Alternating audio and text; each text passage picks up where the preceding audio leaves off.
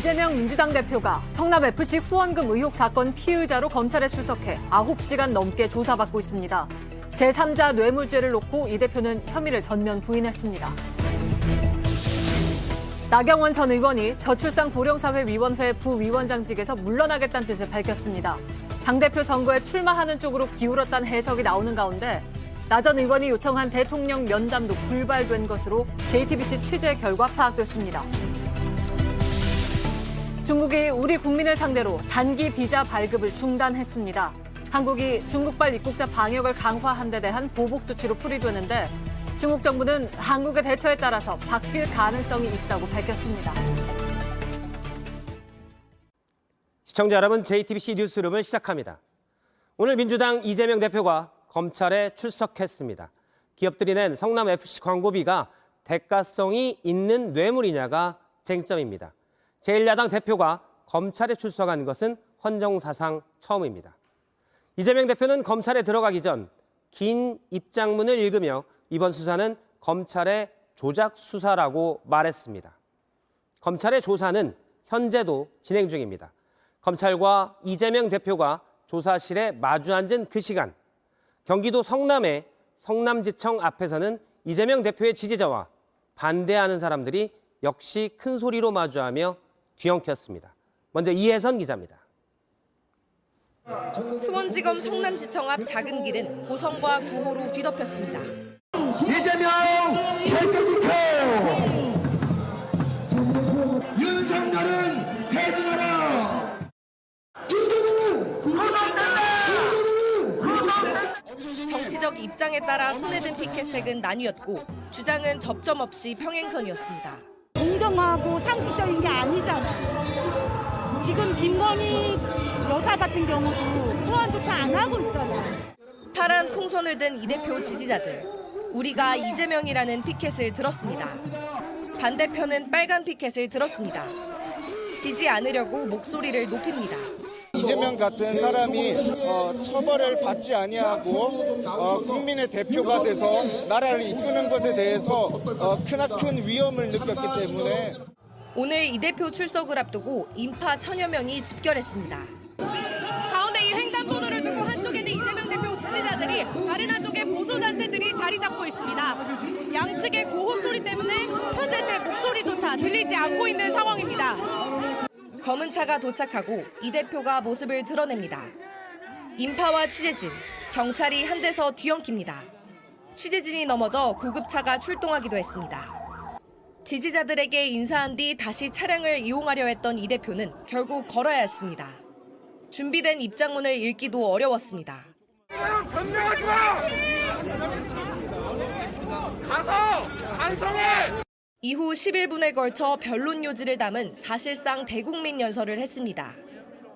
저와 성남시 공직자들의 주권자를 위한 그 성실한 노력을 범죄로 조작하려는 것은 용납할 수가 없습니다. 잘못한 것도 없고 피할 이유도 없으니 당당하게 맞서겠습니다. 하지만 검찰은 성남FC가 이 대표 측근들이 지배하는 사익 집단이 아니냐고 의심하고 있습니다. 법리 다툼으로 치열한 조사 실황과 마찬가지로 성남지청 바깥도 치열했습니다. JTBC 이혜선입니다. 네, 이재명 대표가 검찰 조사실에 들어간 지 9시간이 넘어가고 있습니다. 조사가 이어지고 있는 수원지검 성남지청으로 바로 가보겠습니다. 이승환 기자가 나가 있는데요. 이승환 기자, 네, 지금 조사실 난 분위기가 혹시 취재된 게 있습니까? 네, 첫 만남부터 신경전이 거셌습니다. 이 대표 정도 정치인이 소환 조사를 받으면 지검장 또는 지청장과 티타임을 갖는 게 보통입니다. 하지만 이 대표는 조사 전 10분 정도 만남도 거절하고 곧바로 조사실로 향했습니다. 예의 차릴 것 없이 본론으로 들어가자는 메시지로 보입니다. 예, 조사는 어떻게 이루어지고 있습니까? 네, 이 대표 측은 조사실에 들어선 뒤 바로 서면 진술서 10장 정도를 제출했습니다.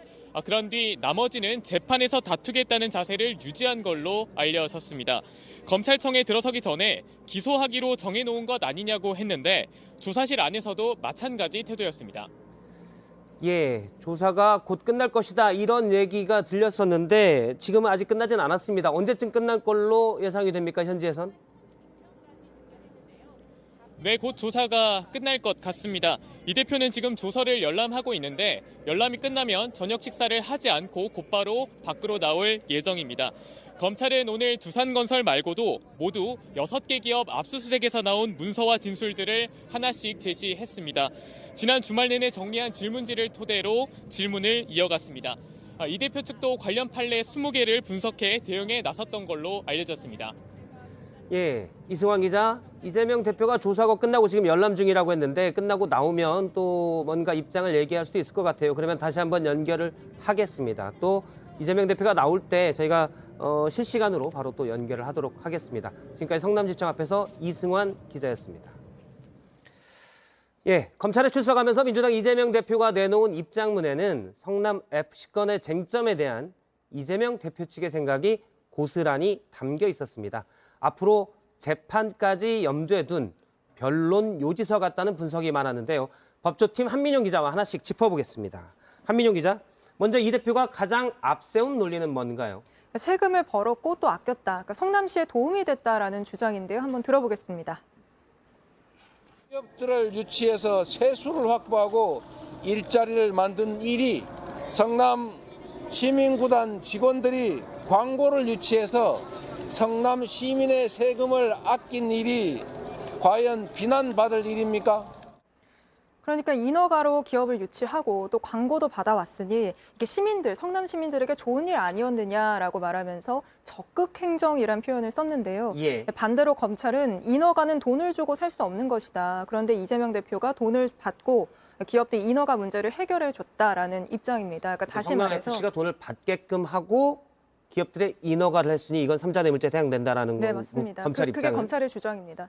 예, 알겠습니다. 박근혜 정부 때 국정농단 때 미르재단과도 비교해서 이재명 대표가 얘기를 했었잖아요. 구체적으로 어떤 겁니까? 네, 그러니까 미르재단과 성남FC는 그 성격부터 다르다는 얘긴데요. 마찬가지로 직접 들어보겠습니다. 성남FC를 어떻게 미르재단처럼 사유화할 수 있다고 생각하는 겁니까?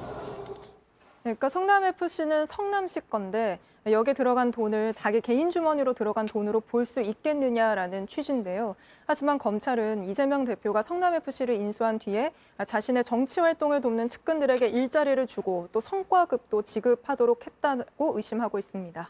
아, 그러니까 성남FC가 성남시 산하의 축구단이기 때문에 공공이라고 이재명 대표는 주장하지만 거기에 측근들이 들어가 있고 광고비 유치의 대가로 성과급도 갔기 때문에 이건 사익도 들어갔다는 게 검찰의 판단이란 건가요? 네, 그렇게 보입니다. 예, 알겠습니다. 경찰이 이 사건을 무혐의로 과거에 끝냈었다라고도 이재명 대표가 주장했잖아요. 이것도 좀 구체적으로 얘기를 해주시죠. 네, 발언부터 들어보겠습니다. 수년간 수사를 해서 무혐의로 처분된 사건을 다시 끄집어내서 없는 사건을 만드는 없는 죄를 조작하는 사법 쿠데타이기 때문입니다. 네, 이거는 의혹이 제기된 때부터 주장해온 내용인데요. 경찰이 무혐의로 끝낸 걸 검찰이 죄를 만들고 있다라는 취지입니다. 하지만 예. 검찰은 경찰이 보완 수사를 통해서 다시 한번 재판에 넘겨야 한다라고 기존의 판단을 뒤집고 검찰에 보낸 사건이라고 하는데요. 경찰은 당시에 보완 수사를 통해서 대가성이 있었다는 기업 관계자의 진술 그리고 이 대표의 자필 지시 같은 증거가 새로 나왔기 때문에 수사가 불가피하다는 입장이었습니다. 이 대표는 오늘 진실은 법정에서 가릴 수밖에 없게 될 거다. 검찰에게 진실을 설명하고 설득하는 건 의미가 없다라는 말을 하기도 했는데요. 결국 말씀드린 쟁점들을 놓고 양측이 치열한 법정 공방까지 이뤄질 것으로 보입니다. 예, 한민용 기자와 함께 쟁점에 대해서 살펴봤습니다. 수고했습니다. 앞서 보신 것처럼 이재명 대표는 성남시는 기업을 유치하기 위해 적극 행정을 했고 성남FC는 자체적으로 광고를 받았을 뿐이라고 주장했습니다. 즉 성남시가 내준 인허가로 기업이 이익을 받더라도 성남FC 광고비와는 관계가 없다는 주장입니다. 이 대표와 검찰 주장이 엇갈리는 최대 쟁점 중에 하나인데 구체적으로 어떤 건지 박현주 기자가 분석해드립니다. 성남시의 적법한 행정과 성남 FC 임직원들의 정당한 광고 계약을 엮어서 부정한 행위처럼 만들고 있습니다. 이 대표는 성남시의 인허가와 성남FC 광고비는 관련이 없다고 주장해왔습니다. 검찰이 주목한 건 지난 2014년 10월 두산건설이 성남시에 보낸 공문입니다. 용도를 변경해 신사옥을 짓게 되면 성남FC에 후원하는 방안을 적극 검토하겠다고 합니다. 다음해 7월 성남시는 두산그룹 사옥 신축 계획을 발표합니다. 20년 가까이 실패했던 인허가가 났고 두산건설은 성남FC와 53억 원 광고 계약을 합니다. 이쯤 성남FC 내부 문서를 봤습니다. 문서인 시 연계 수입이라는 문구가 등장합니다. 검찰은 네이버 관계자들의 진술에도 주목하고 있습니다. 네이버가 거액의 성남FC 후원을 부담스러워했는데 성남시가 희망살림이란 제3의 단체를 통해 우회 지원하는 방식을 제안했다는 겁니다. 검찰은 이 대표 측근들이 성남FC를 실질적으로 운영했다고 의심하지만 이 대표 측은 별도 법인일 뿐이라고 강조하고 있습니다. 하지만 이 대표 측과 성남시 관계자들은 돈을 받았다고 해도 성남시와 성남FC가 각각 최선을 다한 결과이고 결과적으로 공익에 부합한다고 설명하고 있습니다. 양측 주장은 평행선을 달리고 있습니다. JTBC 박현주입니다. 검찰 앞에선 이재명 대표는 김대중과 노무현 두 전직 대통령을 거론했습니다. 내란 음모 사건과 논두렁 시계 사건 등을 거론하며 그 일들이 사법 리스크냐고 따졌습니다. 당 지도부도 오늘 대거 이재명 대표의 포토라인에 함께 섰습니다. 하지만 당 일각에서는 이 대표의 이른바 사법 리스크와 두 전직 대통령이 겪었던 사건들은 다르다는 목소리도 있었습니다. 배양진 기자입니다. 이재명 대표는 역사는 반복된다며 두 전직 대통령을 거론했습니다. 김대중 대통령께서는 내란 세력들로부터 내란 음모죄라고 하는 없는 죄를 뒤집어 썼습니다. 노무현 대통령께서는 논두렁 시계 등등의 모략으로 고통당했습니다. 김대중, 노무현 전 대통령처럼 자신 역시 표적 수사를 받고 있다고 주장한 겁니다. 민주당 출신 두 전직 대통령 사건에 성남FC 사건을 빗대면서 야권 지지자들의 결집을 노린 걸로 보입니다. 이 대표가 선 검찰 포토라인엔 이례적으로 당 지도부가 함께 섰습니다. 개인 이재명이 아닌 대통령 경쟁자이자 야당 대표 이재명에 대한 정치기획 보복 수사라고 규정을 하고 오늘 이 자리에 함께 온 것입니다. 하지만 당내에선 개인 사건에 전직 대통령까지 거론한 데 대해 불편하다는 반응도 나왔습니다. 서울 지역의 한 민주당 의원은 김대중, 노무현 전 대통령을 어떻게 본인급으로 낮출 수 있냐며 성남FC 사건은 차원이 다르다고 꼬집었고 또 다른 초선 의원도 전형적인 피해자 코스프레라고 비판했습니다. JTBC 배양진입니다. 이재명 대표는 성남FC 후원금 말고도 다른 혐의도 받고 있습니다. 특히 지난 대선부터 이어진 대장동 개발 비리도 추가 소환이 불가피할 전망입니다. 검찰은 화천대유 대주주 김만배 씨가 유동규 전 본부장에게 700억 원을 전달할 3가지 방안을 제시했다는 진술을 확보했습니다. 특히 2025년까지 기다렸다 받는 게 최선이라고 했다는데 이유는 대선을 의식해서였다 했습니다. 정혜선 기자입니다. 유동규 전 성남도시개발공사 본부장이 자신의 목 700억 원을 요구하기 시작한 건 2020년 10월부터입니다. 검찰은 김만배 씨가 돈을 주는 방법으로 처음에 3가지를 제시한 걸로 파악했습니다. 먼저 당장 유 전 본부장이 만든 유원홀딩스에 투자하는 방안. 두 번째는 김 씨가 유 전 본부장에게 직접 증여하는 방안. 마지막으로 2025년 유 전 본부장이 새 회사를 세우면 거기에 투자하는 안이었습니다. 김 씨는 2025년에 돈을 주는 걸 최선으로 봤습니다. 하지만 당시 다툼이 있었습니다. 유 전 본부장이 당장 돈을 받길 바랬습니다. 그러자 김만배 씨는 대선 전에 저 돈이 이동했다는 걸 알면 남들이 본다며 말립니다. 검찰은 대선 전에 큰 돈이 이재명 측 인사인 유 전 본부장에게 흘러가면 문제될 것을 두려워한 것으로 보고 있습니다. 또 김 씨가 돈 줄 테니 대신 공무원은 하지 말라며 청와대 가지 말고 공사 같은 곳 가라고도 했다는 진술도 확보했습니다. 대장동 사업자 남욱 변호사는 유동규 내가 성남시장 측으로 알고 있었고 2025년에 넘어가는 돈은 이재명 시장 측 지분으로 이해했다고 진술했습니다. 검찰은 성남FC 조사가 마무리되면 대장동 사건으로도 이 대표에게 소환을 통보하고 일정 조율에 들어갈 계획입니다. JTBC 정혜성입니다. 다음 소식입니다. 국민의힘 나경원 전 의원이 오늘 저출산 고령사회위원회 부위원장직에서 물러나겠다고 했습니다. 최근 대통령실은 나 전 의원의 저출산 해법을 상당히 거친 표현으로 비판해왔죠. 그런데 직이 없어진 나 전 의원이 오히려 당대표에 출마할 가능성이 커졌습니다. 이른바 윤심 후보의 강력한 경쟁자가 생겼습니다. 박유미 기자입니다.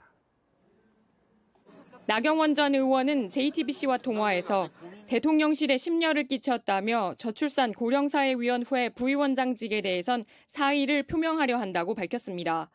나 전 의원이 언급한 저출산 해법에 대통령실이 해초까지 언급하며 연일 비판하자 결국 직을 내려놓기로 한 겁니다.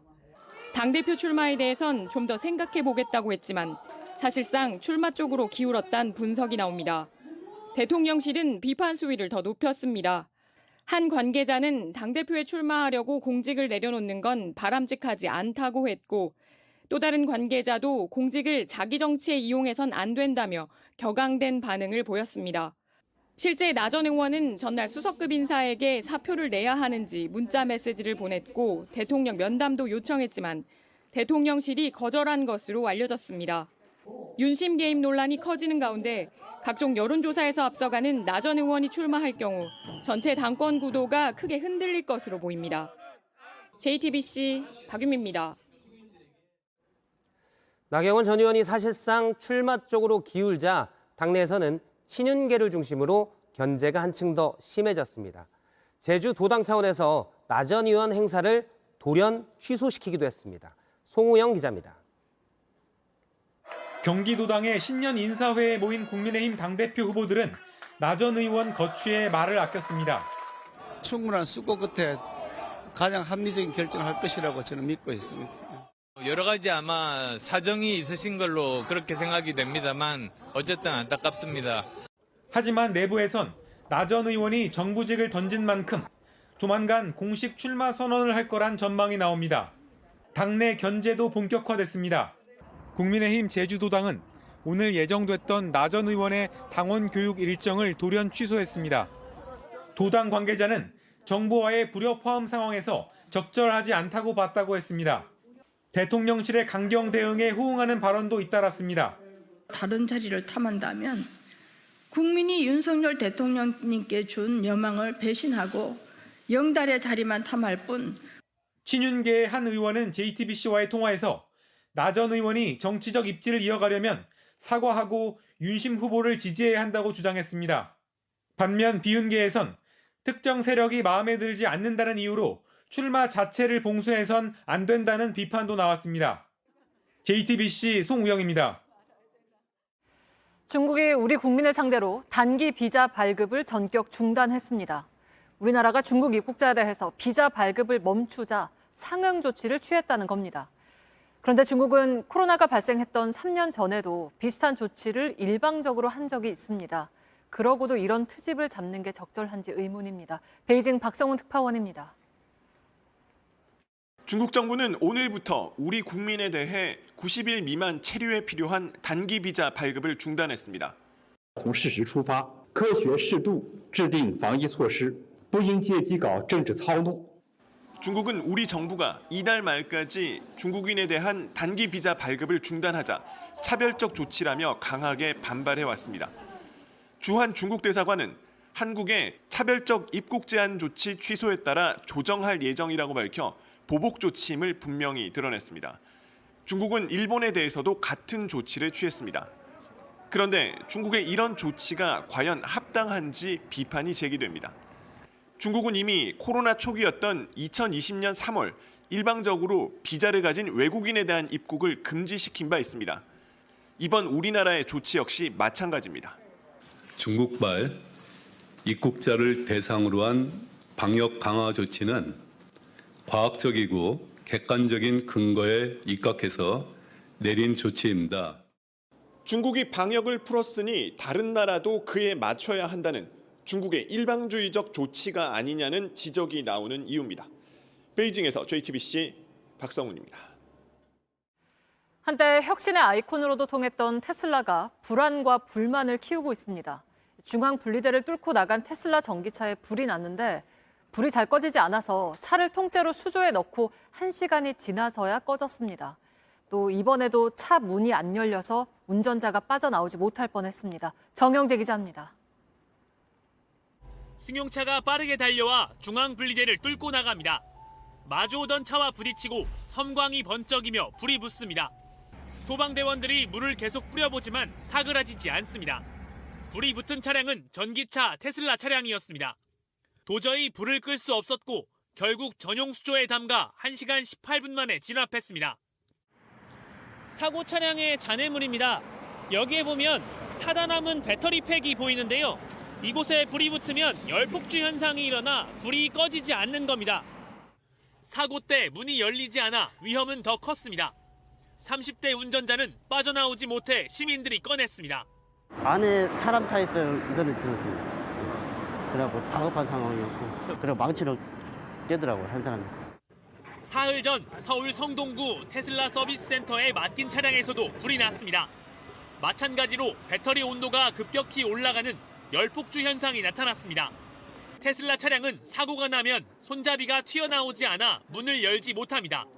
수동장치가 앞문에 있지만 충격을 받거나 찌그러지면 소용이 없습니다. 실제 3년 전 한 운전자는 불이 난 차량 밖으로 나오지 못해 숨졌습니다. JTBC 정영재입니다. 네, 그런가 하면 널뛰게 하는 테슬라 차값도 차 주인들 사이에서 불만입니다. 지난해에는 5차례나 값을 올리더니 올해 들어서는 갑자기 많게는 1,000만 원을 깎아주고 있기 때문입니다. 회도 아닌데 시가로 차값을 정하는 것 같다는 비판도 나옵니다. 이상화 기자입니다. 전기차 충전소에서 만난 차주인들은 갑자기 내린 차값에 불만을 터뜨립니다. 시시각각 가격이 변해서 시가가 있다 그래서 테슬라가 아니라 테슬라라 그런다는 말도 있더라고요.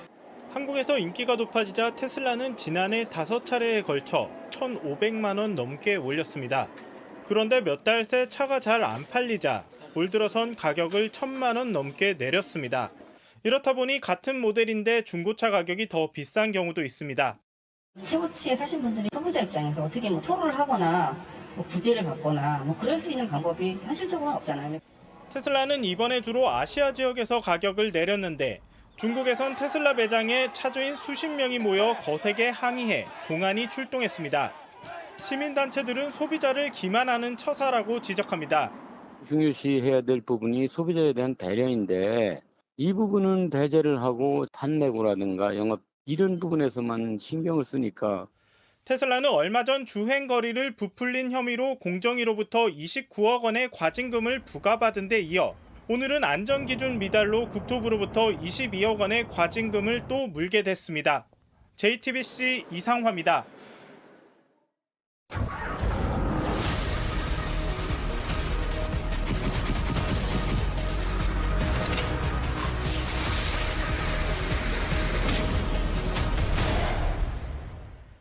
존엄사, 안락사, 조력사, 의사, 조력, 자살.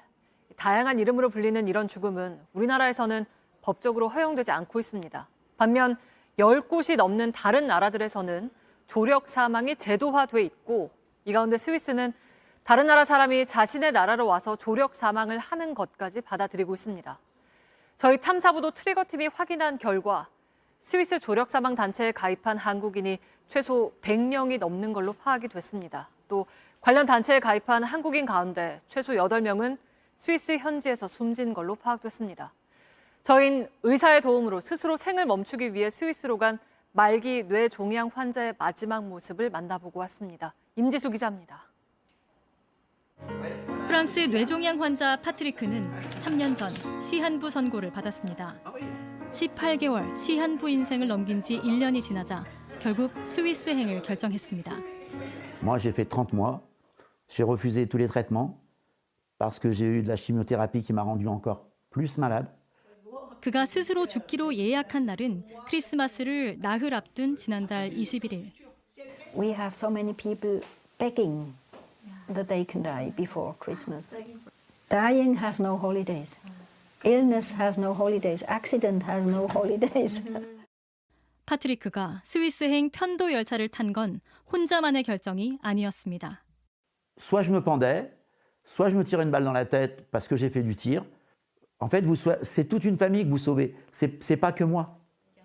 파트리크는 함께 온 가족, 친구들과 스위스 시내를 구경했고 식사를 하며 마지막 밤을 보냈습니다.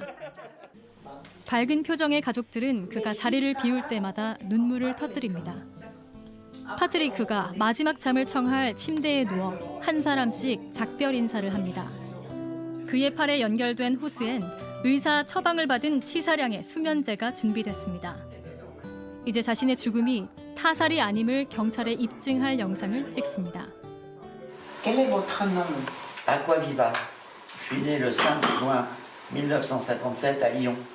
Voilà. Donc je suis venu mourir ici décemment. Qu'est-ce qui se passe quand vous souffrez ça? Ah ouais, je vais mourir, oui. On va terminer. Ah, ça c'est clair. Ah, je retourne à la... Ah oui, je retourne. 마지막으로 스스로 밸브를 돌리고 영원히 깨지 않는 잠에 들기까지 30초. Voilà, j'ai 30 secondes. Oui. Salut. Allez. Salut. Ouais, salut ma soeur. On a des bisous. Tu es une belle famille. C'est bien. C'est bien. Là, je vais dormir un petit peu. 온기가 사라질 때까지 가족이 그를 쓰다듬습니다. C'est ce qu'il voulait. Il nous a fait rire jusqu'au bout.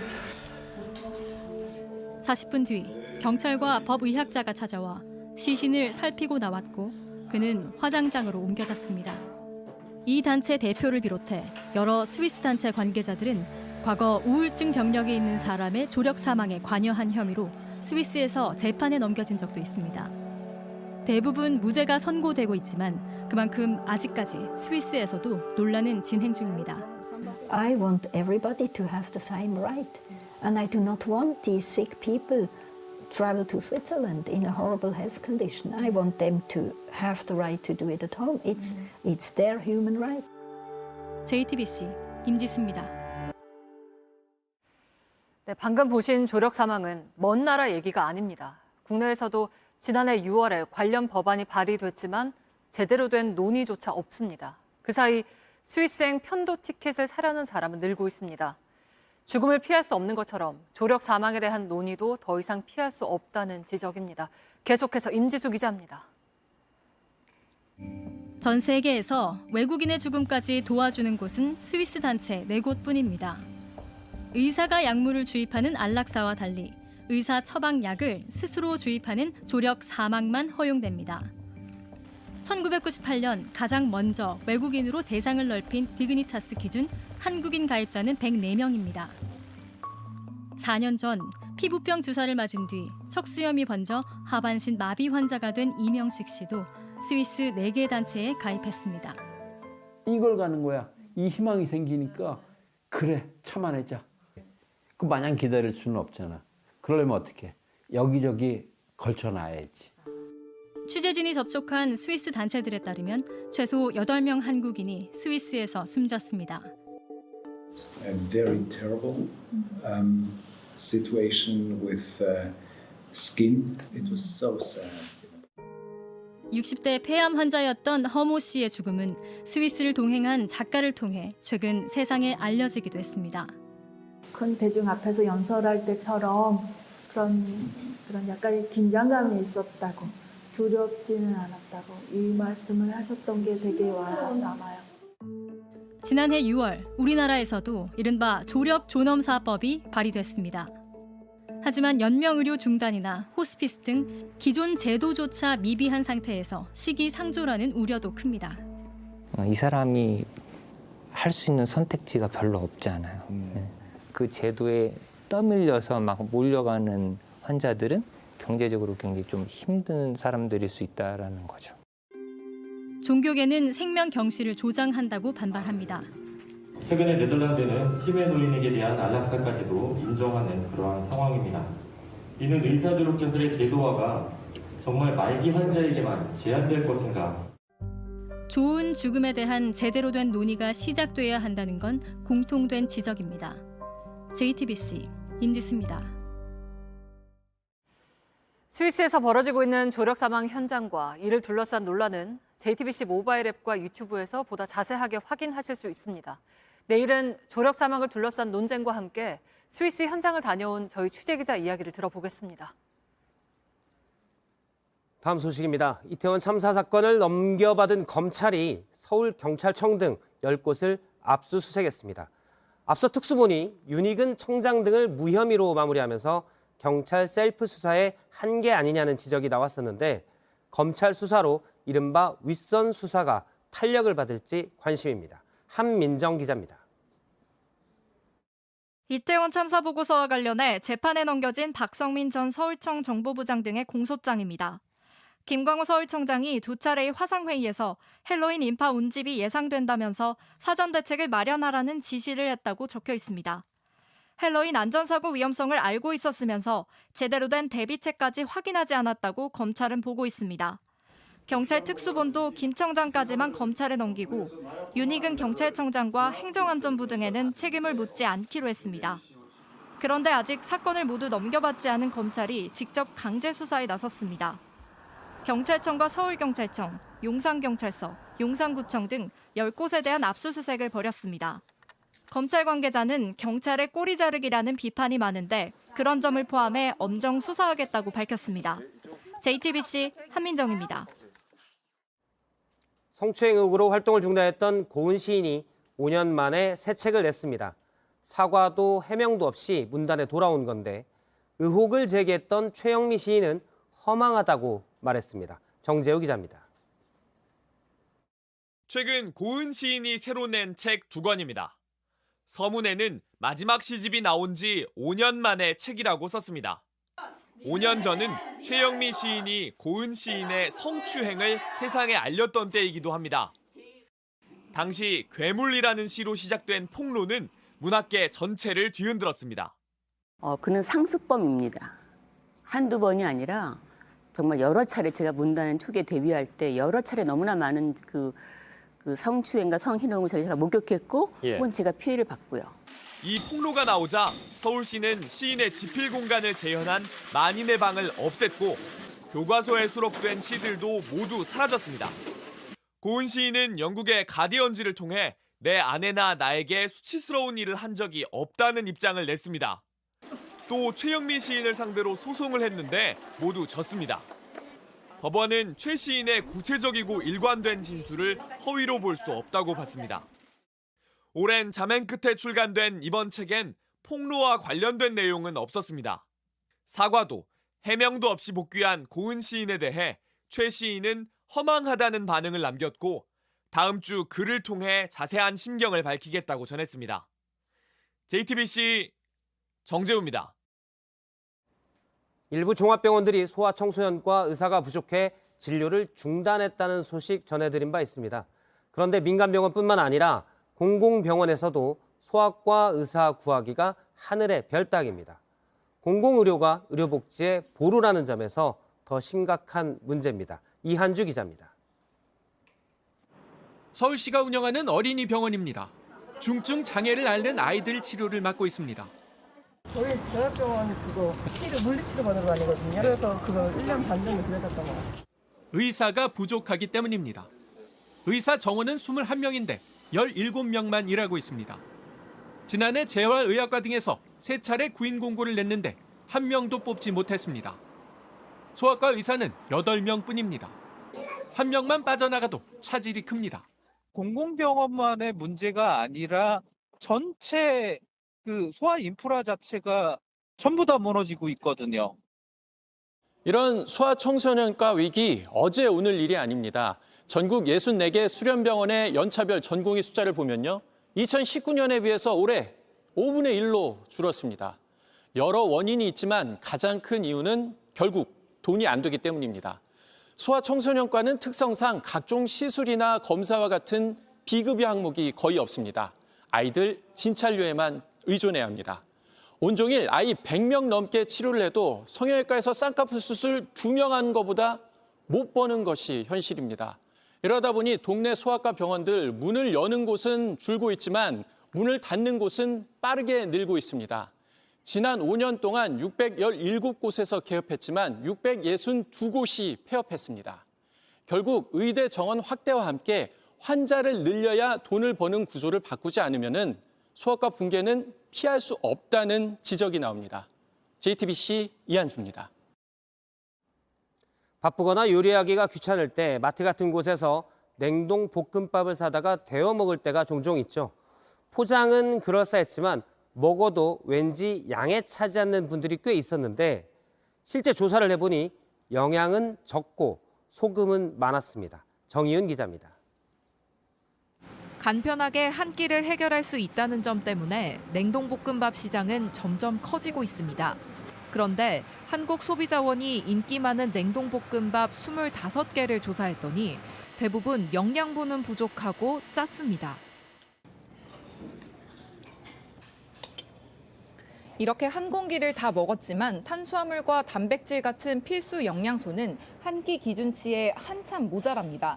그렇다고 더 먹으면 나트륨을 너무 많이 섭취하게 됩니다. 소비자들은 이런 사실을 잘 몰랐다는 반응입니다. 봤을 때는 좀 성분이 되게 좋을 줄 알았는데 영양성분이 좀 부족해서 많이 놀랐어요. 자주 먹죠. 왜냐면 간편하니까 저 같은 경우에는 당뇨도 있고 혈압도 높거든요. 그러면 좀 생각을 좀 해봐야겠어요. 소비자원은 냉동볶음밥을 먹을 땐 다른 음식을 곁들여 영양분을 채우고 덜 짜게 먹는 게 낫다고 말합니다. 달걀, 우유 등을 더해 보충하는 것이 좋겠고요. 나트륨 배출에 도움을 주는 과채를 함께 섭취하는 게 좋겠습니다.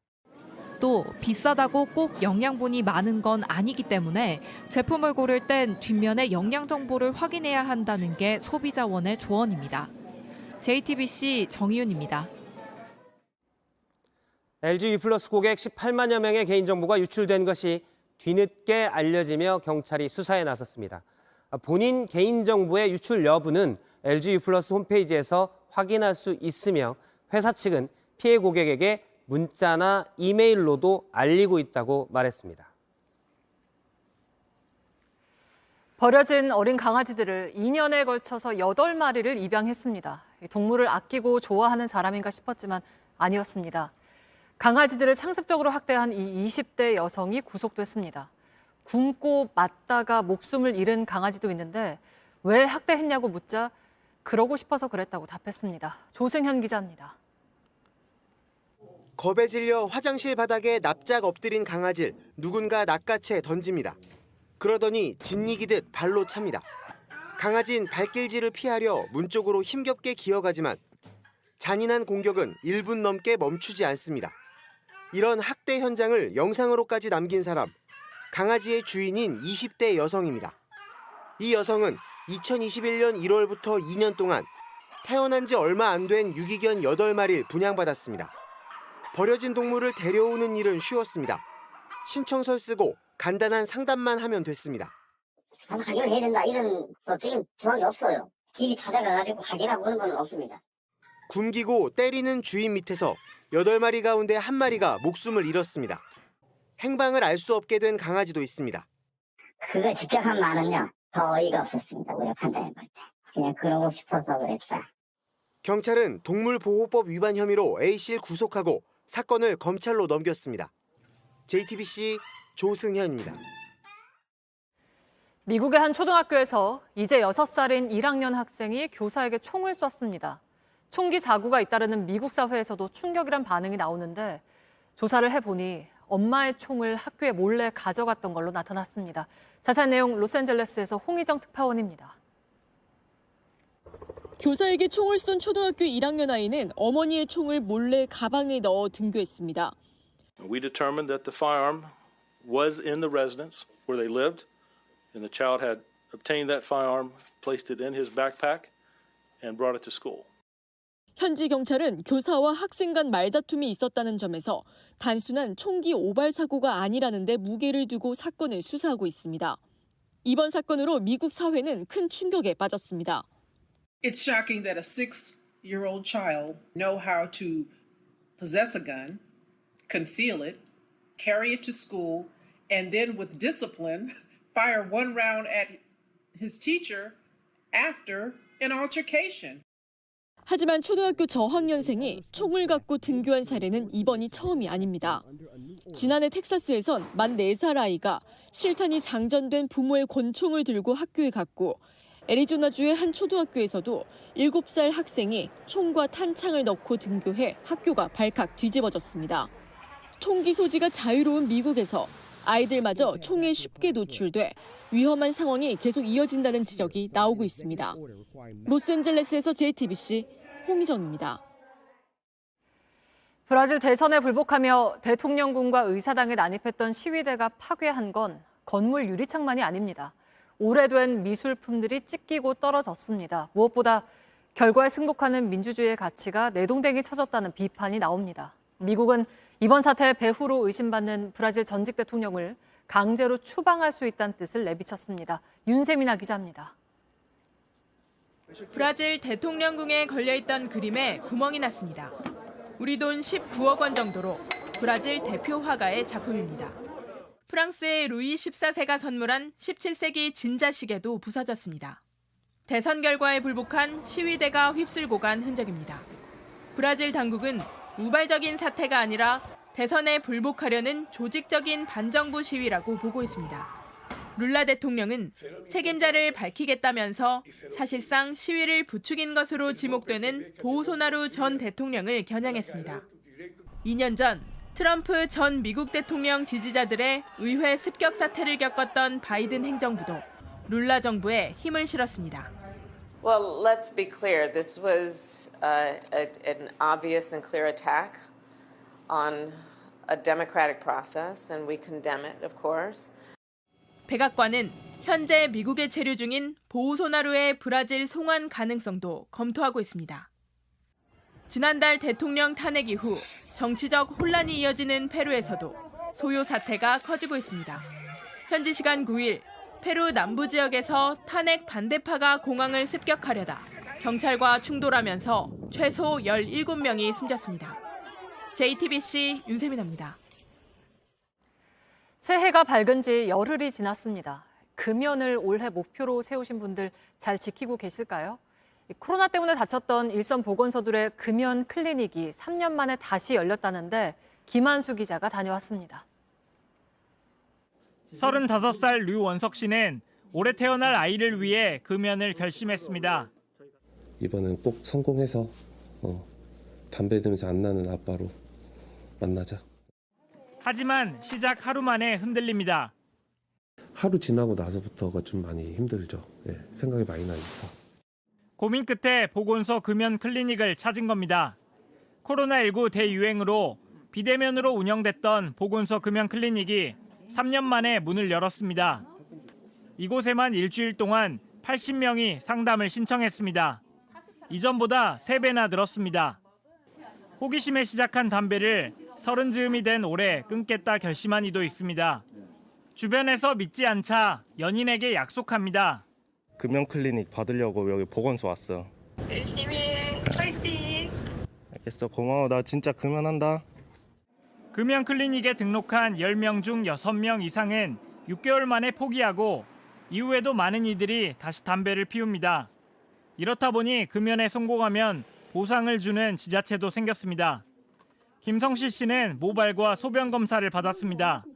2년 동안 담배를 끊었는지 확인하는 겁니다. 검사 결과 20만 원을 받았습니다. 항시 받으면 손지한테 해줬어요. 이업절에는 뭐 조그만 자전거나 사주고. JTBC 김한수입니다.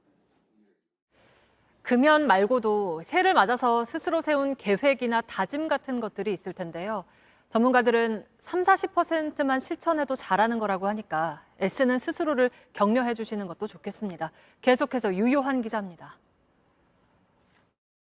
네, 시민들은 올해 어떤 계획을 세웠는지 또 잘 지키고 있는지 한번 만나보겠습니다. 한번 금주를 어느 해도 시도해보진 않았는데 올해는 한번 시도를 해볼까 해요. 검도 대회에 나가가지고 한 번 더 그 은메달을 따고 싶어가지고 그 운동을 골랐어요. 골고루 붙는 듯 하던 스티커는 시간이 지날수록 자기 개발에 쏠렸습니다. 전체 응답자 150명 중 36명이 꼽았습니다. 취업난이 심해지는 가운데 경쟁력을 키우겠다는 의미도 들어 있습니다. 어제 저녁을 해서 올해 목표는 큰 병원에 들어가는 게 목표입니다. 또 부지런하게 목표를 달성하며 일상에서 작은 성취감을 느끼는 이른바 갓생 트렌드도 보였습니다. 작년에 이룬 게 없어가지고 이번에는 영어 공부도 하면서 해가지고 이제 해외 쪽으로 나가려고 생각하고 있어요. 올해는 작심삼일로 끝나지 않겠다고 다짐한 시민도 있었습니다. 그런 꺾이지 않는 마음 30-40%만 실천해도 굉장히 잘하는 거라고 저는 생각해요. JTBC 유요한입니다.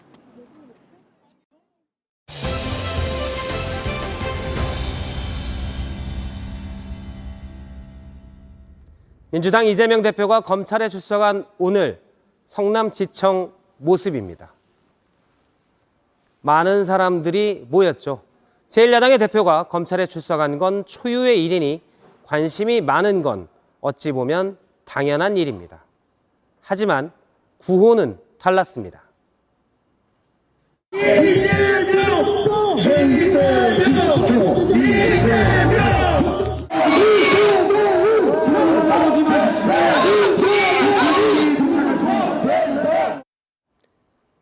지지하는 사람 혹은 반대하는 사람들이 가고 싶은 곳에 가서 하고 싶은 말을 하는 건 자발적인 일입니다.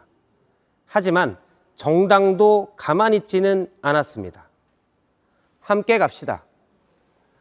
많은 분들이 오셨으면 좋겠습니다. 일부 지역에서는 이렇게 버스까지 대절했습니다. 기억이 나는 장면이 있습니다. 3년 전 광화문과 서초동으로 나뉘었던 목소리들, 우리가 더 많이 왔다고 싸웠던 기억들, 우리는 모두 그 상처를 알고 있습니다. 비호감이 훨씬 높았던 JTBC 신년 여론조사입니다.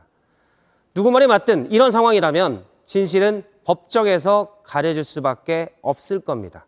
오늘 이재명 대표의 말도 그랬습니다.